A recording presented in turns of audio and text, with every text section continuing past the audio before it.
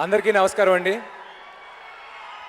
ఇక్కడికి వచ్చేసిన పెద్దలు, స్టేజ్ మీద ఉన్న పెద్దలు, మీడియా మిత్రులకి, అలాగే ఎక్కడి నుంచో వచ్చి ఇంతగా ఈ ఫంక్షన్ని సక్సెస్ చేసిన అభిమానులందరికీ once again thank you very much. నేను సినిమా హీరో అయినప్పటి నుంచి నాకు చిరంజీవి గారి వైపు ఉన్న అభిమానాన్ని తెలుపుకోవడానికి ఒక మంచి మేడ చూస్తున్నాను, ఒక స్టేజ్ చూస్తున్నాను. కానీ అవకాశం నాకు ఎప్పుడు దొరకలేదండి, నాకు ఎవరు మైక్ ఇవ్వలేదు. బట్ ఇవాళ నాకు ఒక మంచి అవకాశం వచ్చింది.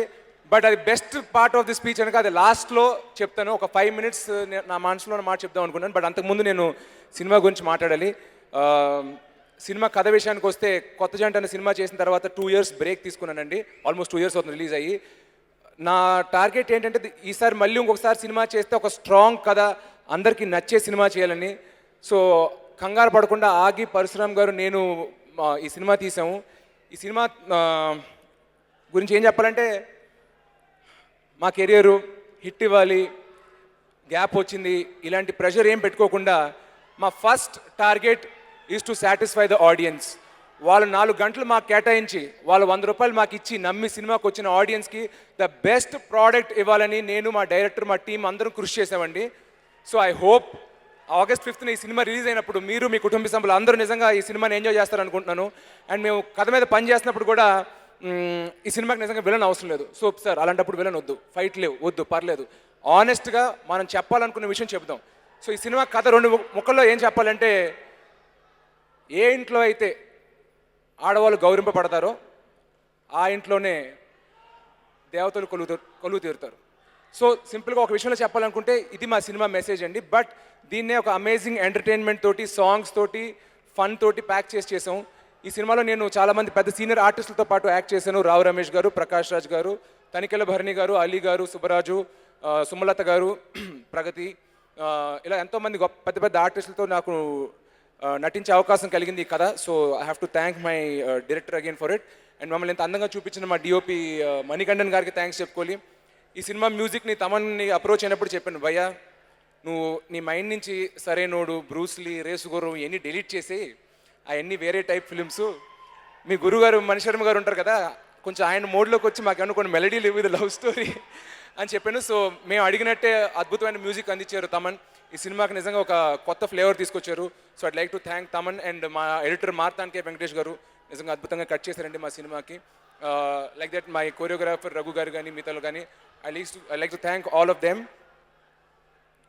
ఒక 2 minutes ఓకే, వస్తున్నా, అక్కడికి వస్తున్నా, 2 minutes. సో నాతో పాటు నాకు ఎంతో సపోర్ట్ ఇచ్చినారు మా ఫాదర్, మళ్ళీ ఈ బ్యానర్లో పనిచేసే అవకాశం ఇచ్చారు. So I'd like to thank my dad and మా గీతా ఆర్ట్స్ టీమ్ అండి. మా డాడీ కన్నా ఎక్కువ, నాకన్నా ఎక్కువ కష్టపడిన సినిమాలో మా బన్నీవాస్ గారు, మా ప్రొడక్షన్ నాగరాజ్ గారు. So I have to thank everybody who worked on this film. And finally మా హీరోయిన్ లావణ్య గురించి చెప్పాలి. ఎక్కడో వేరే రాష్ట్రం నుంచి వచ్చి తెలుగు తెలియకుండా డైరెక్టర్ డైలాగ్ ఇస్తే సెట్ మీద వచ్చి బట్టి పట్టేసి టేక్ అని వెంటనే చెప్పడానికి మామూలు హీరోయిన్ అనుకున్నావరా? లావణ్యరా.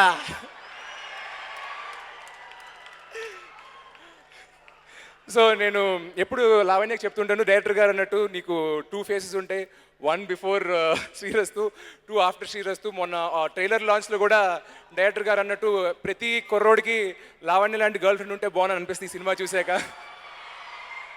నిజంగా ఆ అమ్మాయిని చూసాకే డైరెక్టర్ గారు ఇన్ని పంచులేశారు. మీరు చూసుంటారు కదా సినిమా టీజర్లోను, ట్రైలర్లోని అన్ని అమ్మాయిని చూసే. సో ఈ సినిమాని నిజంగా చాలా నిజాయితీతోటి మంచి మిమ్మల్ని అందరూ ఎంటర్టైన్ చేద్దామన్న ఉద్దేశంతో తీసాం. 5th August రిలీజ్ అవుతుంది. సో ఖచ్చితంగా చూడండి. అండ్ ఇప్పుడు మెయిన్ టాపిక్, మెగాస్టార్ చిరంజీవి గారి గురించి నేను చెప్పాలనుకున్నా. యాక్చువల్లీ నేను ఒక 2-3 గంటలు మాట్లాడగలను ఈ టాపిక్లో. బట్ క్రిస్ప్గా నేను అనుకున్న 3 విషయాలు నేను చెప్తానండి. అఫ్కోర్స్ ఆయన మెగాస్టార్గా, ఆయన సినిమాలు, ఆయన చూసిన హైట్స్, ఆయన బ్రేక్ చేసిన రికార్డ్స్ ఇవన్నీ మీకు తెలిసిన విషయమే, కొత్తగా నేను చెప్పాల్సిందే లేదు. బట్ నాకు తెలిసిన నా మెగాస్టార్ మా మామయ్య గారు. లైఫ్లో నాకు ఎన్నో విషయాల్లో రోల్ మోడల్. ఆయన నుంచి నేను లైఫ్లో ఒక 3 విషయాలు నేర్చుకున్నాను, చాలా విషయాలు నేర్చుకున్నాను. దాంట్లో ముచ్చటగా 3 విషయాలు మాత్రం చెప్తానండి. ఒకటి, ఆయన నుంచి నేర్చుకున్న నేను బాధ్యత అనే విషయం. నేను 11th standardలో ఉన్నప్పుడు బాగా లావుగా ఉండేవాడిని, చదువు పెద్ద ఉపయోగం కాదు. మా నాన్నగారు సినిమాల్లో బిజీగా ఉన్నప్పుడు కొంచెం స్ట్రెస్ పడేవారు అనమాట, శిరీష్ ఏమవుతున్నాడు ఇది అది అని చెప్పి. అప్పుడు ఆయన ఇంట్లోనే 1 year నన్ను ఉంచుకున్నారండి. ఉంచుకుని నాకు డైలీ జిమ్కి పంపించి ప్రతి పూట ఏం తిన్నానో చూసి మా మావయ్య గారు, మా అత్తగారు లిటరల్గా మా పేరెంట్స్ లాగా 1 year వాళ్ళ ఇంట్లో పెంచారు. సో ఇవాళ చూస్తుంటే నాకు మళ్ళీ మా అన్నయ్యల పిల్లలు వీళ్ళని చూసినప్పుడు మా మావయ్య గారు నన్ను ఎలా చూసుకున్నారో చిన్నప్పుడు, అలాగే నేను కూడా వాళ్ళని చూసుకోవాలి అన్న ఒక బాధ్యత అనే ఫీలింగ్ క్రియేట్ చేయించారండి. So I'd like to thank that. ఇంతేకాదు చిన్నప్పుడు నేను ఫారెన్ వెళ్ళానంటే అది మా మామయ్య గారు తీసుకెళ్ళినప్పుడే. నేను చూసిన ఊటీ, కొడైకెనాల్, కాశ్మీర్ ఏదైనా ఉంటే అది మా మామయ్య గారు సినిమాలు అప్పుడు తీసుకెళ్లారు. ఫారెన్ వెళ్ళే ప్రతిసారి మమ్మల్ని గుర్తుంచుకుని మా కోసం గిఫ్ట్లు తీసుకొచ్చి మా ప్రతి బర్త్డేకి గిఫ్ట్లు పంపించి మా చిన్నప్పుడు వీడియోలు, ఫోటోషూట్లు అన్నీ తీసి, సో నిజంగా నాకు మళ్ళీ పిల్లలు ఉంటే మా చిరంజీవి గారు లాంటి ఫాదర్ అవ్వాలని, మా ఇంట్లో పిల్లలకి నేను మంచి మేనమామ అవ్వాలని బాధ్యత అనే విషయం నేను చిరంజీవి గారి దగ్గర నుంచి నేర్చుకున్నాను. గౌరవ్ సినిమా షూటింగ్ స్టార్ట్ చేయకముందు ఆయన మెడ్రాస్కి ఒక పని మీద వచ్చారు. సో సరదాగా కలిసినప్పుడు నువ్వు యాక్టర్ అవ్వబోతున్నావు కదా, నీకు 2 విషయాలు చెప్తాను గుర్తుంచుకొని చెప్పారండి. ఎందుకు ఆ మూడ్లో ఎప్పుడు అలా అన్నారు, ఎందుకు అనాలనిపించింది నాకు తెలియదు. అమేజింగ్ విషయం ఒకటి చెప్పారు. నువ్వు వారంలో ఒక 40-50 మందిని కలుస్తూ ఉంటావు. వాళ్ళకి నీకు వాళ్ళు ఎవరో తెలీదు, వాళ్ళ తర్వాత చూడపోవచ్చు, మర్చిపోతావు. కానీ వాళ్ళు శిరీష్ అనే వ్యక్తిని ప్రాబ్లీ లైఫ్లో ఒక్కసారి కలుస్తారు. సో అలా కలిసినప్పుడు వాళ్ళు గుర్తించేలా చేయి, వాళ్ళు గుర్తుంచుకునేలా చేయి. ఫోటోలు అడుగుతారు, ఆటోగ్రాఫ్లు అడుగుతారు, ఇబ్బంది ఉంటుంది, నువ్వు ఏదో మూడ్లో ఉంటావు, ఉండకపోవచ్చు. బట్ రిమెంబర్, లైఫ్లో వాళ్ళు ఒకసారి కలుస్తారు. సో నేను కలిసే ప్రతి వ్యక్తి నిన్ను కలిసి వెళ్ళిపోయి ఒక మధురమైన జ్ఞాపకంతో వెళ్ళాలని చెప్పి నాకు గుర్తు చేసి చెప్పారు. నేను అది మైండ్లో బాగా దించుకున్నాను. సో ఎప్పుడైనా ఎయిర్పోర్ట్లో ఉన్న, షాపింగ్ మాల్ ఉన్న, బయట ఉన్న ఎవరైనా ఫోటో అడిగినా, సెల్ఫీ అడిగినా నేను చాలా ఓపిక్గా ఇవ్వడం అనేది చిరంజీవి గారిని చూసి నేర్చుకున్నాను. ఆయన అప్పుడే చెప్పారు.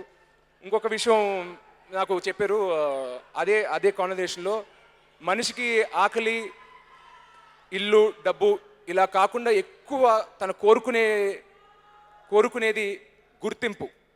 మనిషి బాగా కోరుకునే విషయం గుర్తింపు. సో నీ కింద పనిచేసే స్టాఫ్ కానీ, మీ డైరెక్టర్స్ కానీ, నీ టెక్నీషియన్స్ కానీ, నీ చుట్టుపక్కల ఉండేవాళ్ళు కానీ ఎవరైనా ఒక మంచి పని చేస్తే వెంటనే అది గుర్తించి వాళ్ళు ప్రోత్సహించు అని చెప్పి నాకు చెప్పారండి. సో అప్పటి నుంచి నా స్టాఫ్ కానీ, నా చుట్టుపక్కల వాళ్ళు కానీ భయంతో కాకుండా ప్రేమతో గెలుచుకోవడం నేర్చుకున్నాను. అక్కడి నుంచి నా లైఫ్ నిజంగా మారింది. I'm much more happier. అవతల వాళ్ళు కళ్ళలో ఆనందం చూస్తుంటే అది నాకు రెట్టింపు ఆనందం వేస్తుంది.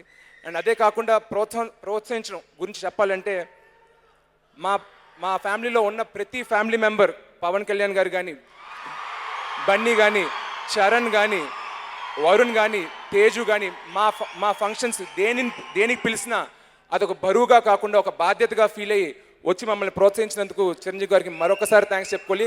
అండ్ కేవలం మా ఫంక్షనే కాదు, లాస్ట్ ఇయర్ చూశాను, మా ఫ్యామిలీకి ఏం సంబంధం లేని ఒక అవార్డు ఫంక్షన్లో 3.5 గంటల నుంచి ఆయన చేతుల మీద 40-50 అవార్డులు ఇప్పించారండి. అది నిజంగా ఒక ఇండస్ట్రీ పెద్దగా ఆయన ఫీల్ అయ్యి నిజంగా అచీవ్ చేసిన వాళ్ళు ఎంకరేజ్ చేయడానికి, మా ఫ్యామిలీనే కాదు బయట వాళ్ళు ఫ్యామిలీలు ఎప్పుడు వెళ్ళిన అన్ని ఏం ఫంక్షన్స్ ఉన్నా చిరంజీవి గారు అటెండ్ అవుతుంది. సో నేను కూడా నేర్చుకుంది ఏంటంటే, నిజంగా మన చుట్టుపక్కల ఎవరైనా చేస్తే, ఏమైనా మంచి పని చేస్తే వాళ్ళని ప్రోత్సహించాలని. నేనే చాలా ఇబ్బంది పడ్డాను ఈ ఫంక్షన్ పిలవడానికి, ఎందుకంటే 5-6 హీరోలు ఉన్నాం. సో సంవత్సరానికి 7-8 సినిమాలు మావే ఉంటాయి. బట్ ప్రతి ఫంక్షన్ని చిరంజీవి గారు రావాలని ఎక్స్పెక్ట్ చేయడం సహజం కాదు. కానీ ఇంకా తప్పక ఇప్పటివరకు నా ఆడియో ఫంక్షన్ దేనికి చిరంజీవి గారు రాలేదనుక మొహమాటంతో, ఇబ్బందితో అడిగాను. బట్ వెంటనే నా ఎస్ చెప్పినందుకు I'm thankful very much to Chiranjeevi గారు అండి. Thank you very much. నాకు పక్కనే ఉంటుండే చిన్న టెన్షన్ వస్తుంది. మామూలుగా స్టేజ్ ఫియర్ లేదు, కానీ చిరంజీవి గారు పక్కన ఉన్న వెంటనే చిన్న ఉనికి వస్తుంది. ఎనీవేస్, దీంతో నేను చెప్పాల్సి అనుకుని చెప్పేశాను. Thank you very much.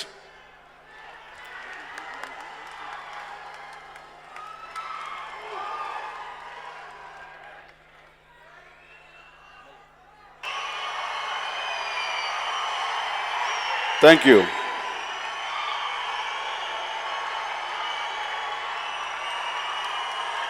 Srirastu Subhamastu.